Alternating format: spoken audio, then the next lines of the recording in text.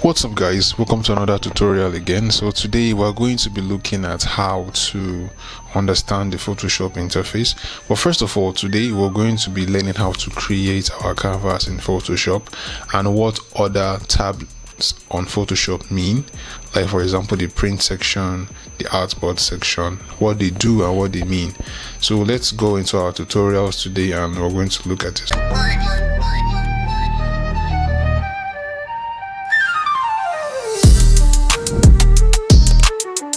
So let's go over to my screen, and on my screen you can see I have like already done jobs. So basically like it's very much recent. First we're going to do on Photoshop is to go to create. We're going to go to create, and on create you can see that we have like a new document tab window which pops up, and on this window we have different custom layouts which are default in Photoshop. We have the save section, we have the photo section. Actually has like different photo sizes we can use for our photos when editing. We also have the print section which has the paper sizes on Photoshop where you can use to make your edits the way you want. These are standard sizes you can use without having to stress yourself to create fresh ones all the time. So if you have any print jobs you want to do, you can just come here, pick whatever you want and do what you have to do.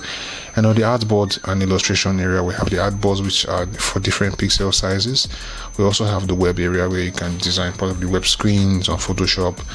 And also we have the mobile section which has default mobile interfaces, or rather frame sizes. So we're going to click on one of these, give it any title we want. Possibly, yeah, let's just use this as maybe first canvas. And we're going to also come to the width section here. We use pixels majorly. I'm just going to have to use pixels on this tutorial. So although you can use points, you can use millimeters, you can use centimeters, inches, anyone you want, but I'll be using pixels in this one just to give something very basic.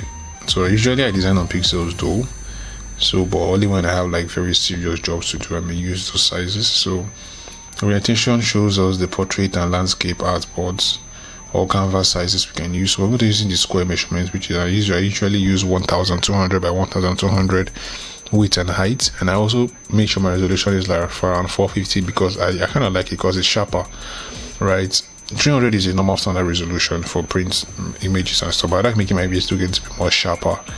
So I tend to use like the 450 whole scale. And then my RGB is actually what I use for design if I'm going to do social media ads or anything. But if I'm going to print, I usually pick CMYK. So we're just going to leave the other settings the way they are.